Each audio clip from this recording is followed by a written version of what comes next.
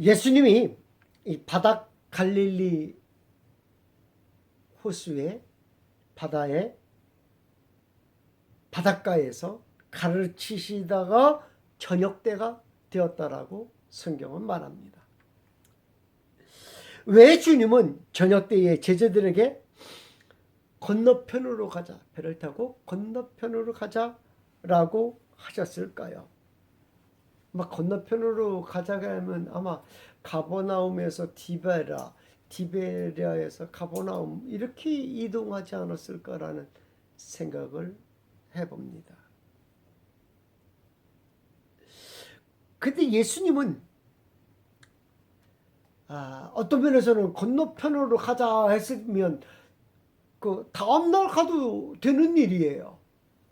날 밝을 때 여기는 갈릴리 언덕이고 저기는 거라사인의 땅이고, 그러니까 우리가 해가 어느 쪽에 떠 있으니까 우리는 어느 쪽으로 갑시다. 이게 다 금방 보이니까요. 한밤중이라도 그랬어요. 갈 수 있겠죠. 별을 보고 이렇게 움직이면 되니까.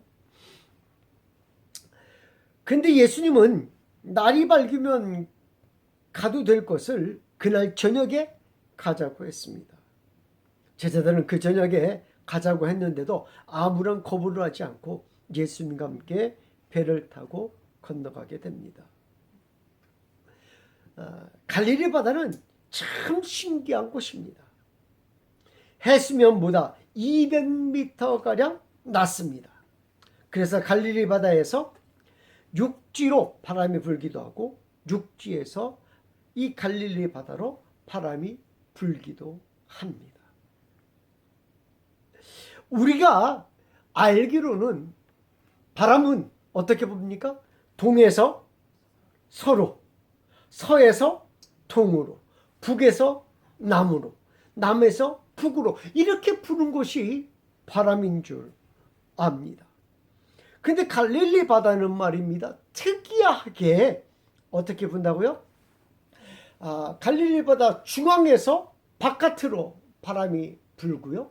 그 다음에 밤이 되면 바깥에서 안으로 바람이 불어 내려오는 모습을 보여주는 것이 이 갈릴리 바다입니다. 즉 낮에는 갈릴리 바다 중심에서 사방으로 바람이 불기 시작합니다. 그러기에 비교적 잔잔한 바람이 부는 것입니다. 그러나 밤이 되면 다릅니다. 사방 육지에서 바다로 불기 시작합니다. 때로 사방에서 몰려오는 바람의 세기의 차이가 생기면 이는 돌풍으로 바뀌는 것입니다. 일정한 바람이 사방에서 몰려오면 잔잔한 바다가 되지만 육지에서 내려오는 바람이 지형적으로 골짜기를 따라 내려오는 바람이 세기 때문에 그 영향을 받으면 돌풍이 만들어지는 것입니다. 특히 동쪽과 서쪽은 지형이 달라 바람의 세기가 무척 다르다고 합니다. 동쪽은 분지 지형이라 공기를 오랫동안 머물게 하므로 공기가 빨리 식지 않아서 바람이 세지 않고 잔잔한 바람이 내려오게 됩니다. 그러나 서쪽은 갈릴리 산지와 언덕으로 이루어져서 공기가 빨리 식는다고 합니다. 그래서 바람이 세어지는 원인이 되는 것입니다.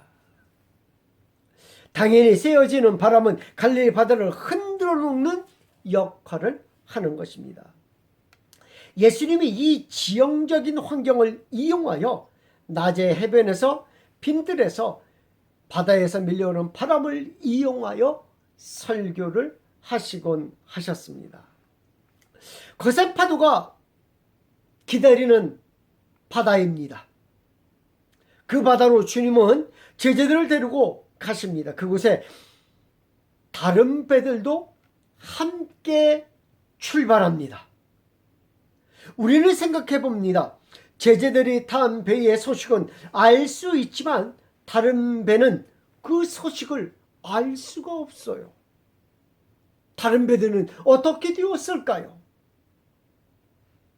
그들도 주님이 타신 배와 똑같이 흔들렸을 것입니다. 그들의 배에도 주님이 타신 그 배처럼 무엇이 흘러 넘쳤어요? 물이 막 찼을 거예요. 아무리 퍼내도 물은 자꾸 차고 넘쳐서 우리가 이제 다 빠져 죽게 되었나이다 라는 고백이 나오게끔.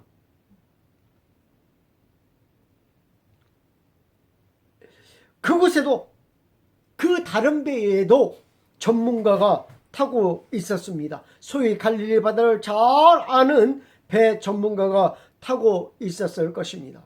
왜냐하면 배는 큰 재산이기에 다른 이에게 빌려주지 않기 때문입니다. 그들도 우리가 죽게 되었다고, 지금까지 우리가 만난 돌풍보다 이 돌풍은 역대급이라고, 괜히 주님을 따라 나섰다가 죽게 되었다라고 할 것입니다. 그들이 전문가인데 노력하지 않았을까요? 다른 배에 오른 사람들은 전문가 중에 전문가들이 그 배에 탔을 것입니다. 우리가 바닷가 사람들은 우리가 잘 알듯이 물때에 대해서 잘, 우리는 물때가 뭔지 이 무태에서 사는 사람들은 신경도 안 써요. 언제가 8물이고 언제가 10물인지 언제가 1물이고 뭐 몰라요. 그러니까 1물, 2물은 뭡니까? 잔잔하고 7물, 8물은 물살이 세지고 이걸 몰라요, 우리는. 근데 바닷가 사람들은 딱 보고 오늘은 7물, 8물이니까 물살이 세겠구나. 오늘 1물, 2물이가 반대로 얘기하고 있는지도 몰라요. 그걸 다 알고 있는 거예요. 그럼 우리는 모르잖아요. 그래서 그들은 물때에 맞춰서 고기 잡으러 가요. 고기들도 물때를 따라서 움직입니다. 그리고 물때에 따라서 나가야 무엇을 덜 당하는 거예요? 사고도 덜 당하고 고기도 더 많이 잡고 그러는 거예요. 그러나 타지인들은 물길도 모르기에 욕심을 앞세워서 바다에 나가면 위험에 처하는 모습을 보게 됩니다. 갈릴리 사람들도, 특히 배를 모는 선장들도 이 원리를 너무나 잘 알고 있습니다. 마태복음 16장 2절 3절 말씀을 보면 이렇게 기록해주고 있습니다. 저녁에 하늘이 붉으면 날이 좋겠다 하고 아침에 하늘이 붉고 흐리면 오늘은 날이 굳겠다 하나니, 그들도 알아보니 밤에 배를 띄워도 괜찮겠다라는 생각이 들었을 것입니다. 딱 보니까 날씨가 괜찮은 것 같아. 글쎄요, 저녁 노을을 보니까 붉었는지도 모르죠. 그래서 내일이 날씨가 좋으니까 밤새도록 날씨가 괜찮겠구나라고 생각했는지도 모르겠습니다.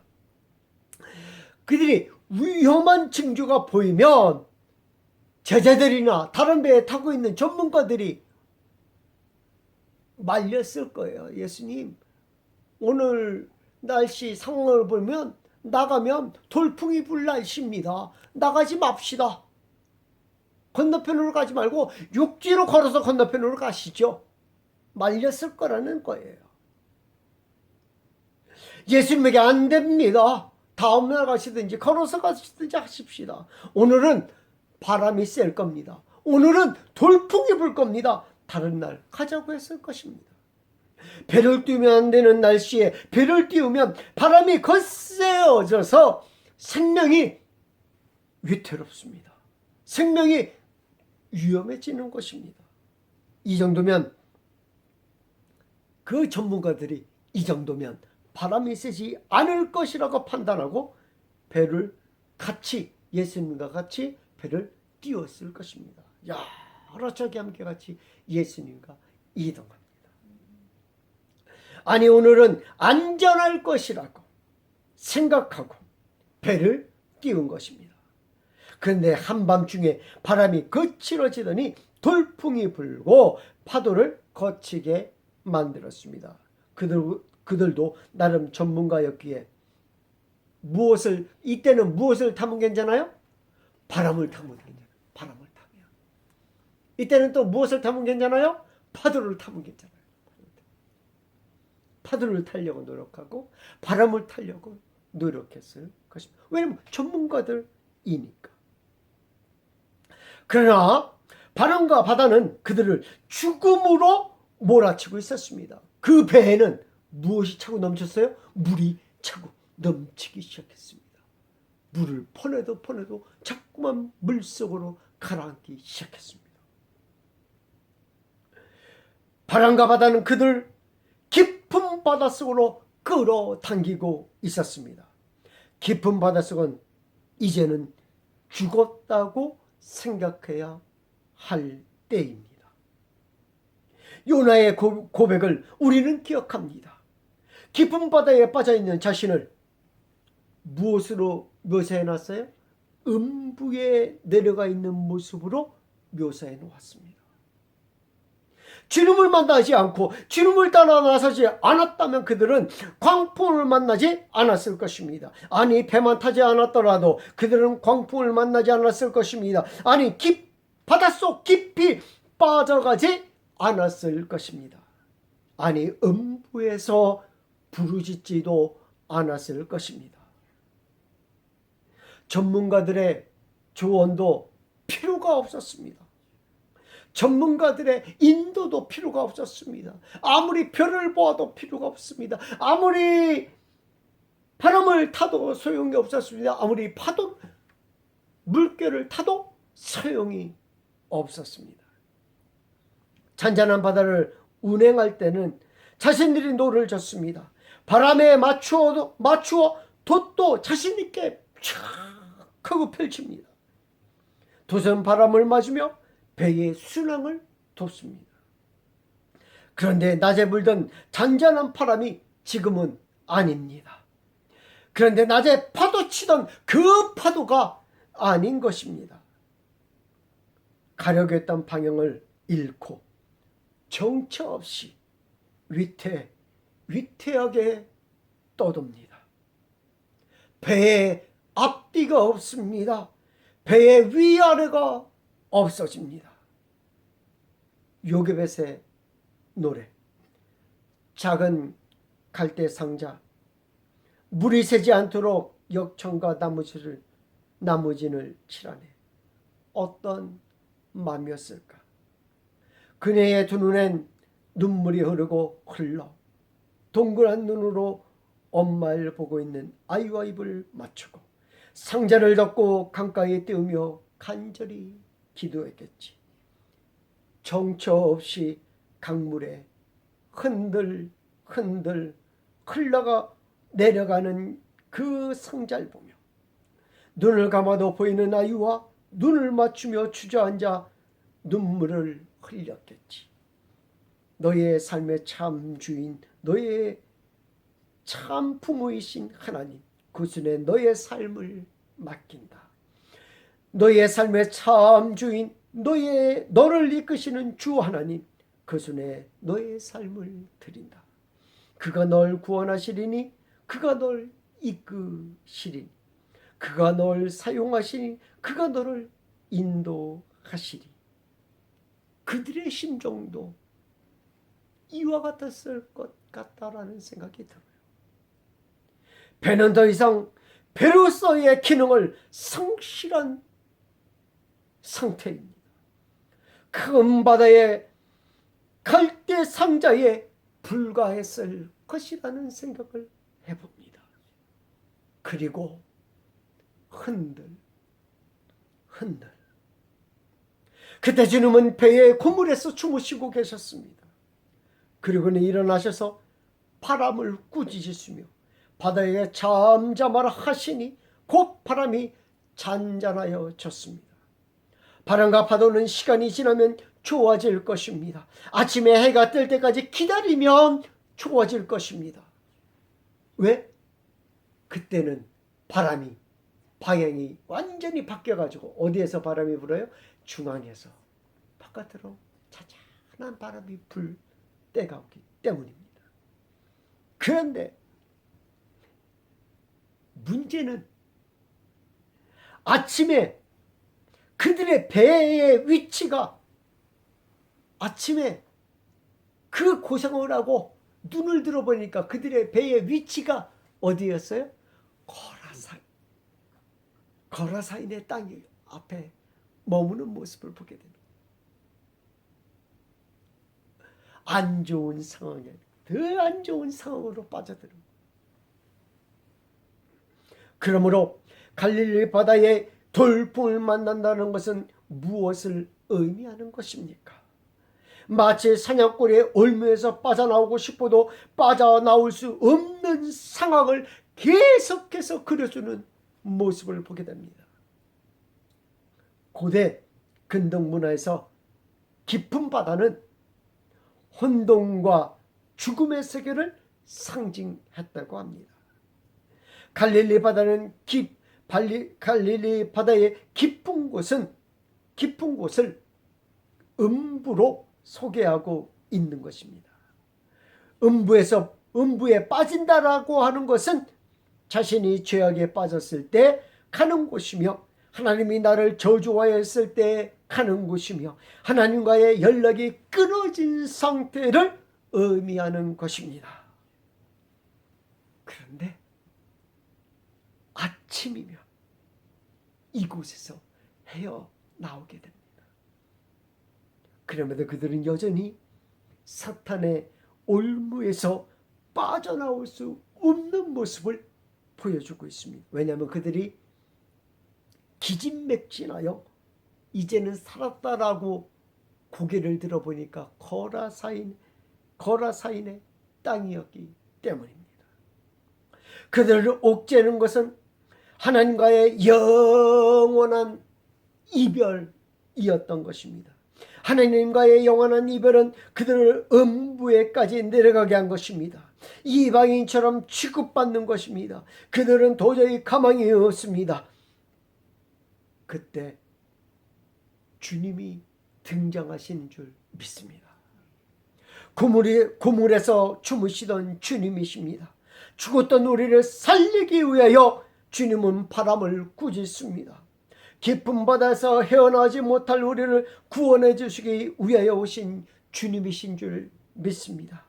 아니, 영원히 이방인의 취급을 받는 자들을 구원해 주시기 위하여 오신 분이신 줄 믿습니다. 그분은 갈릴리 바다의 아침 햇살처럼 우리에게 다가오신 것입니다. 아침 햇살은 깊은 바다에 빠져 이제는 살 소망이 없는 자들에게 소망입니다. 희망입니다. 생명입니다. 그들에게서 주님은 무엇을 몰아내 주셨어요? 어둠을 몰아내신 줄 압니다. 그러나 새벽은 거저오는 것이 아닙니다.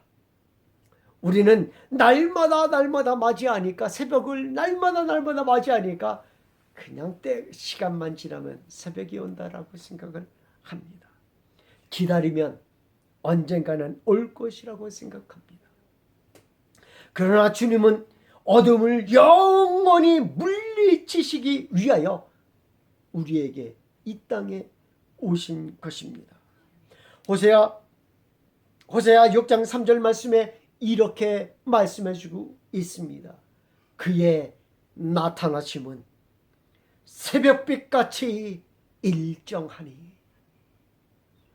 매일같이 떠오르는 새벽빛입니다. 이 빛처럼 그의 빛은 영원히 변치 않으신다라는 것입니다.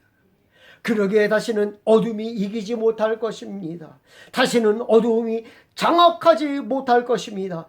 영원히 어둠을 물리치셨기 때문입니다. 갈릴리 바다는 죽음의 바다라고 했습니다. 음부의 바다라고 했습니다. 예수님은 죽음의 권세를 이기신 분으로 이 땅에 오신 것입니다. 성경은 죄로 말미암아 영원히 죽었다고 우리를 선포하고 있습니다. 이 죽음의 권세를 깨뜨리기 위하여 오신 것입니다. 만물을 다스리는 분으로 이 땅에 오신 줄 믿습니다. 성경은 분명히 말해주고 있습니다. 41절 말씀에 그들이 심히 두려워하여 서로 말하되 그가 누구이기에 바람과 바다도 순종하는가 하였더라. 제자들이 타고 있던 배와 다른 배들도 이미 주님이 바람과 바다에게 명령을 내리신 것을 알았을까요? 다른 배에 있는 사람들은 예수님의 동향을 잘 모르잖아요. 근데 알았을까요? 당시에 배가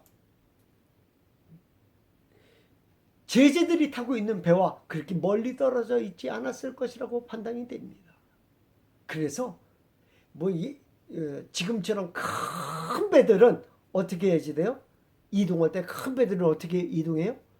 멀찍이 떨어져서 이렇게 이동해요. 작은 배들은 어떻게? 이렇게 가까이 이렇게 이동해요. 큰 영향이 없으니까. 갈릴리 바다에요. 얼마나 큰 배가 있었겠어요. 거기 배들이, 조그만 배들이 이렇게 다, 야, 천천히 가, 웃기는 소리 하고 있네 하면서 서로 이렇게 가고 있었을 거예요.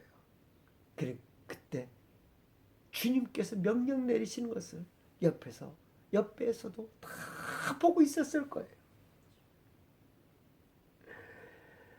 당시에 배가 멀리 떨어져서 서로 소통하는데 지장 있게 움직이지는 않았으리라 생각이 되어집니다. 그들이 주님이 자연을 다스리시는 모습을 보고 두려워합니다. 그리고 천지를 지으신 이가 하나님이심을 믿음으로 받아들이는 것입니다.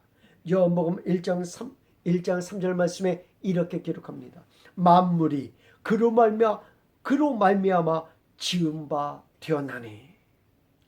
예수님은 만물을 창조하신 분으로 그분의 왕권은 우리들에게만 영향을 줄 수 있는 것이 아니라 그분의 왕권은 전 세계를 넘어 전 우주 전체에 영향을 주는 것임을 믿습니다.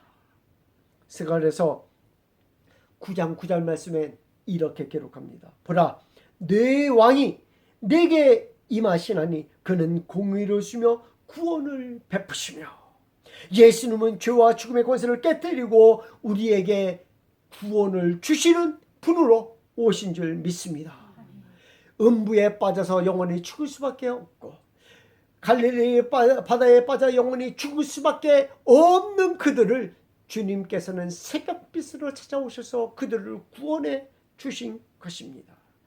그분은 우리들을 찾아오셨습니다. 우주 만물을 다스리는 왕으로 오셨습니다. 하나님은 모든 것을 예수님의 발 아래 꿇게 하셨다라고 말씀해주고 있습니다. 뿐만 아니라 그분은 오셨습니다. 승리자로 이 땅에 오신 줄 믿습니다. 어둠과 사망 그리고 어둠의 권세로부터의 승리를 가져오신 분이십니다. 이 승리는 영원한 승리인 줄 믿습니다. 또한 그분은 오셨습니다. 우리를 구원하시고 영원한 생명을 주시기 위하여 이 땅에 우리에게 우리 심령 가운데 찾아오신 줄 믿습니다. 기도하겠습니다.